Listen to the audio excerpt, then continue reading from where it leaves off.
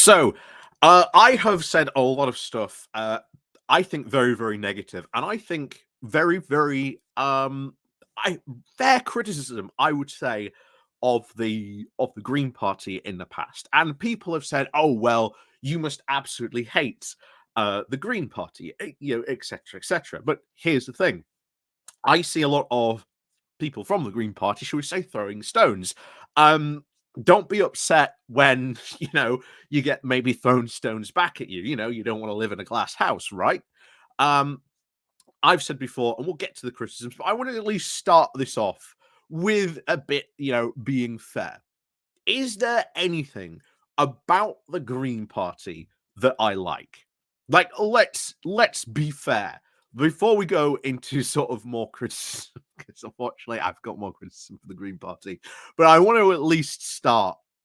And I wanted to make this video because what I really consider about my feelings about the Green Party, um, why I sort of consider them as almost really a non-serious sort of political party that can very, very much sit on the sidelines and, well, basically put stuff out in the very notion, in the idea that they will never actually be in a position uh to affect power or actually put policy into place, because in this type of political situation that we are in, there is no prize for coming for second place. It is a winner takes all system.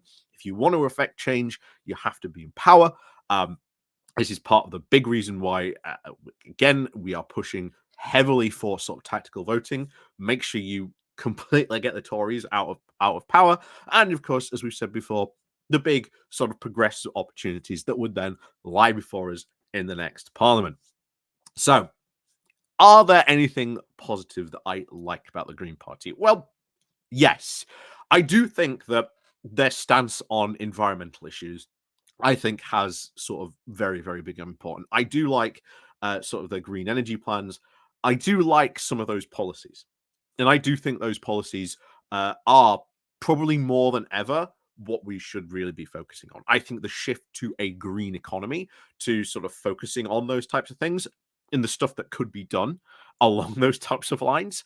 Decarbonizing, I think, the steel industry would be a fantastic motion, a fantastic sort of thing to push. I've talked about that before because I think that is a big thing that we should sort of be pushing for. The policy advantages of it are huge, and the gains from it would also be very, very huge. And if we were to start seriously doing this, we would be certainly amongst the first countries to start producing carbon neutral steel. But of course, this would take between 25 to 30 years. So it's a long time to sort of start that transition, but it is something that is sort of worth doing, and I think, worth doing well.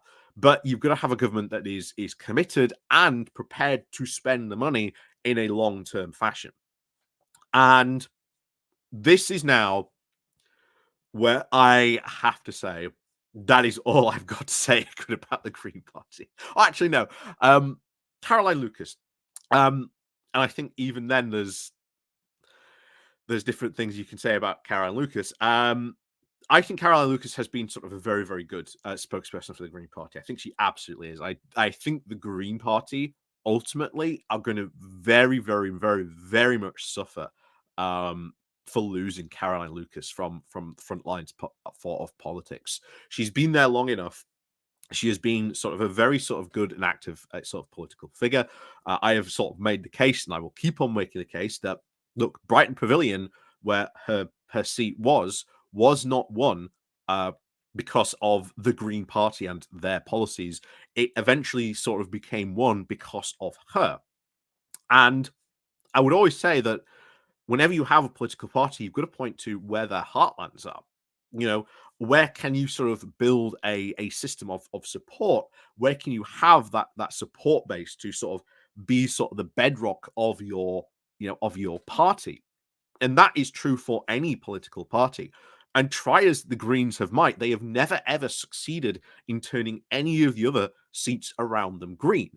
Now, what looks very likely to happen at the next general election is that she may very well lose, or the Green Party will very well lose that seat, but they will gain maybe Bristol Central.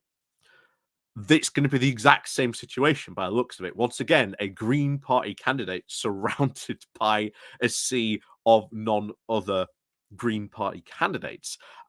This seems to be sort of the thing that they constantly fail at. And bear in mind, you know, Bristol Central, Brighton Pavilion, completely the opposite ends of the country. Doesn't really make a good sort of system for a building sort of some sort of, you know, political sort of bedrock for a party, if I'm if you're perfectly honest about that. But now on to my sort of main criticism, and it starts ironically enough right here. Upcoming local elections, we are sort of getting sort of the party political material coming through, and this honestly is the very, very essence of why I think the Greens are, first of all, not a serious political party. But let me tell you what's going on here in Barnsley at the moment. So Barnsley, as a town, its population has been rapidly growing, not because of birth rate, because people are moving into the town. It has very, very good transport links, especially to the sort of motorway. It's got good rail links as well to sort of Sheffield city centre and Leeds city centre. It's a very, very, very quickly becoming a commuter town. There are lots of businesses moving to the town as well, because now they can sort of do business in either two of sort of relatively big cities. It is very, very, very quickly changing from a sort of a post-industrial town to very, very much becoming more and more of a commuter town. And because we have had this increase in population because of this, the town council have had to take a look long term at the increase in population and plan for that future increase of the population. So we are seeing the plans for new sort of primary schools to sort of be built. But the big thing is, of course, bottlenecking. And this comes on with roads. I talked a brief ago that there was about this big hoo-ha that was being had about a crossroad that went onto the M1, and I could not understand the people's opposition to this idea, because when you listened to a lot of these opposition ideas, it was completely pointless that we shouldn't do anything, that we should just keep the crossroads as it is and somehow it'll be fine. But I can tell you, as someone who regularly used that crossroads, it desperately needed it. It was one of the biggest bottlenecks you had. Even cases causing traffic to go back onto the motorway, because that's how bad a bottleneck it was. Now, we've had this new gyratory put in, and honestly, a lot of the protesters have really had to eat crow on this, because they released one of the first traffic reports about the new gyratory and about traffic sort of flowing through. Guess what? This new gyratory has alleviated a lot of the problems that that of course the crossroads used to create. So a lot of people, and especially that campaign, have really had to eat crow on that.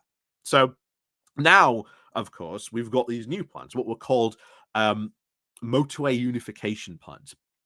And because we are becoming a commuter town, obviously Monday morning, every way, people aim to get to the motorway. Either you go to sort of that way, you go to Sheffield, or you go that way and you go to sort of Leeds.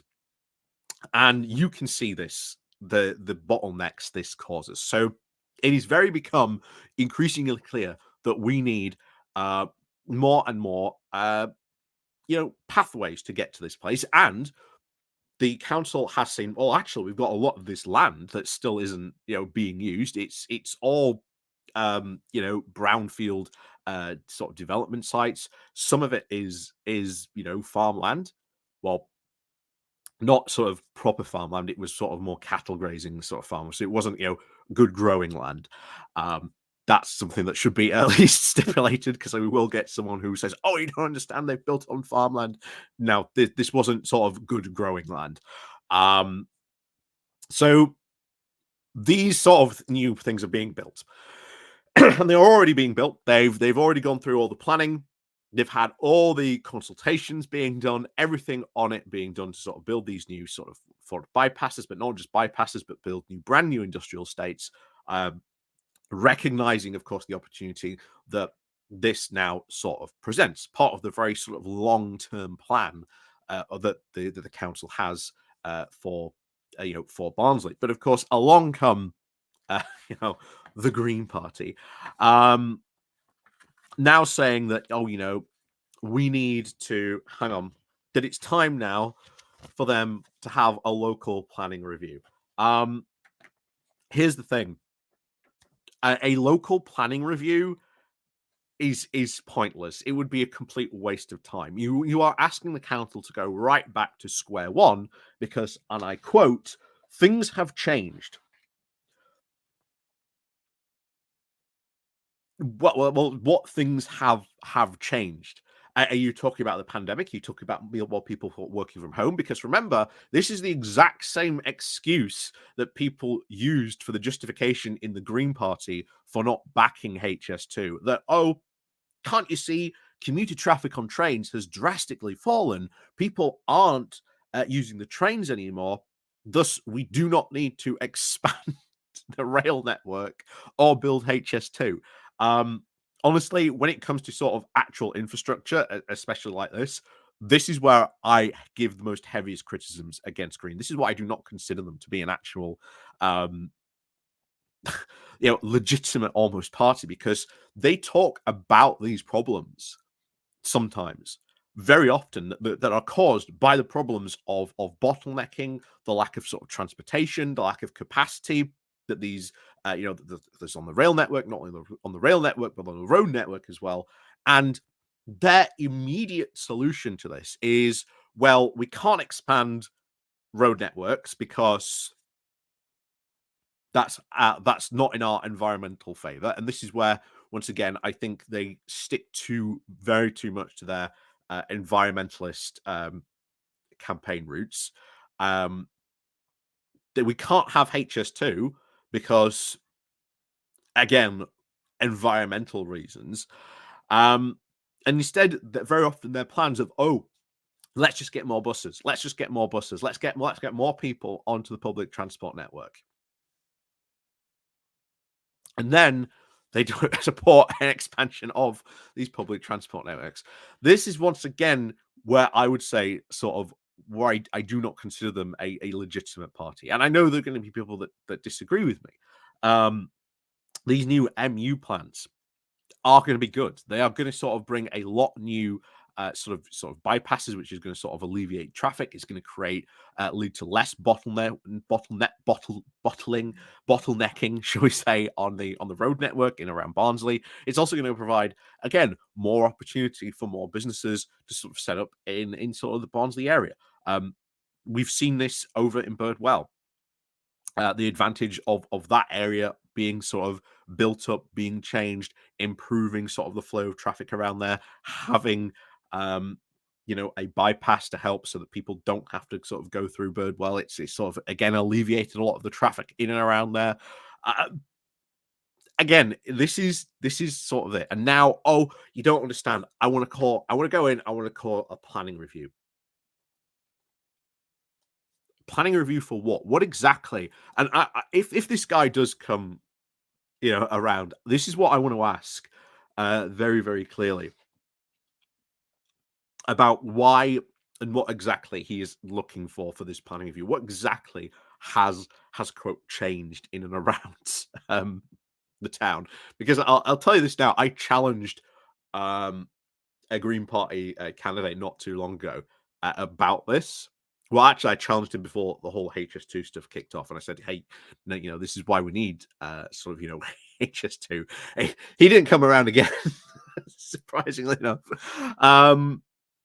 But no, say if he does come around, I would sort of challenge him, or if I did get the opportunity to sort of question, this is what I want to would question him, like, why are you going for this planning review when we've already had a planning review? What exactly are you saying that there is quote changes that have happened? I can guarantee it's going to be about sort of post-COVID working conditions. Again, not exactly 100% true.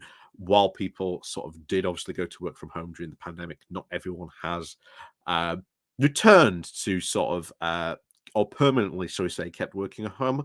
People now maybe do either like like a 50-50 split, or the boss now go, oh well, if you want to work from home from day, go on. But it hasn't been this sort of dramatic change that they very often sort of claim that it has been, at least for the time being. So yeah, that's just some, I think, of the criticisms I have. Now I am going to do another video because I think it deserves another video in itself. The Green Party defense, and I can't, I'm trying to remember the full name now. It's the Green Party like defense something something council has put forward an idea for peace in Ukraine. So we're going to have a look at that in the next video. I think you can tell why we're going to be looking at it in the next video. But I do want to sort of have a look at that and sort of see, like again, I'm interested in sort of having a look like that. This is what I've said, that people should sort of be, if you want peace, you should be prepared to put forward an idea. And I'll go into that sort of in the next video. But anyway, just to see what you think. And if there's anyone from the Green Party, any sort of activists or anything like that do want to have a talk with me about this, like I say, I'm more than happy to sort of have conversations with people. I am from Yorkshire. It is a terrible affliction, but you too can help support my terrible affliction by clicking the like, the share button, of course, the Patreon page down below, the Buy Me Coffee link where you can, well, buy me coffee. There is the YouTube thank you button, and of course, there's the Pony Club down below as well. So, as always, until then, we'll see you all next time.